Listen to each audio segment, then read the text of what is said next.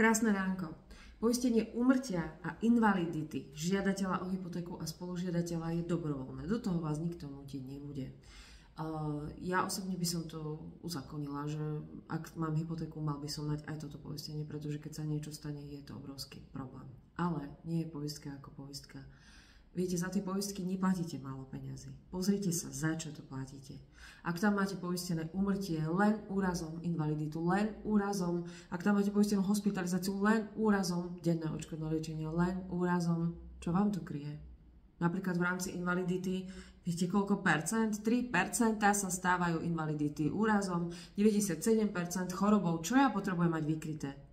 No ideálne mať vykryté aj to, invaliditu, aj na chorobu, aj na úraz. Úmrtie aj na chorobu, aj na úraz. Ja som tu mala minulé klienta, on mi s úsmevom hovorí, teda celú zmluvu sme prerávali, ale mi hovorí, že Majka, však keď by mi žena dostala infarkt, zhodím ju z okna. Haha, No veček, áno, bola to sranda, ale keď sa dá čo stane a obrovská hypotéka ostane, malé deti ostanú. Pozrite sa tie vaše poistné zmluvy, za čo platíte. Pozrite sa, čo tam máte nastavené. Pozrite sa, aké tam máte poistné podmienky. A pozrite sa zdravotný stav, či ste riadne nahlasoval zdravotný stav. Všetko sa dá ešte poupravovať, pokiaľ je človek zdravý. Pokiaľ už nedaj Bože, tam je nejaká vážna diagnóza, ako napríklad onkologické ochorenie, no už tam ťažko čokoľvek napravovať. Pozrite si, nastavte si to tak, ako to má byť. Viete, keď kupujete mlieko v obchode, pozeráte, aké je? Či len prídem, zoberiem krabicu, zaplatím. Hej. Keď si kupujem topánky, a však aj tieto sú pekné, zoberiem. Nie, vyskúšate, pozrite číslo, pozrite, či sú na jar, na jeseň, či, neviem, nie sú platinky ľanové a vy ich budete nosiť do zimy. Nie, vždy sa pozeráte, aké sú tieto topánky, na čo sú určené. A za tú poistnú zmluvu neplatíte málo. Pozrite si, čo tam máte poistené.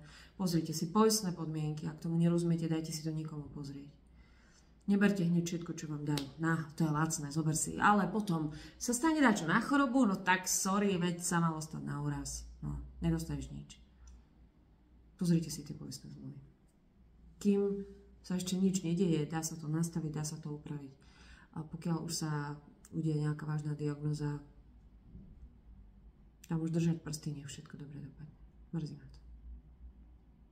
Ak by ste to potrebovali pozrieť, neviete čo a ako, alebo máte hypotéku a treba vám to dopoistiť, napíšte, skúsim vám to prepočítať, ako, kde by vám to vyšlo, porovnať cenu, aby to bolo čo možno najlacnejšie, porovnať poistné podmienky, aby to bolo čo možno najlepšie.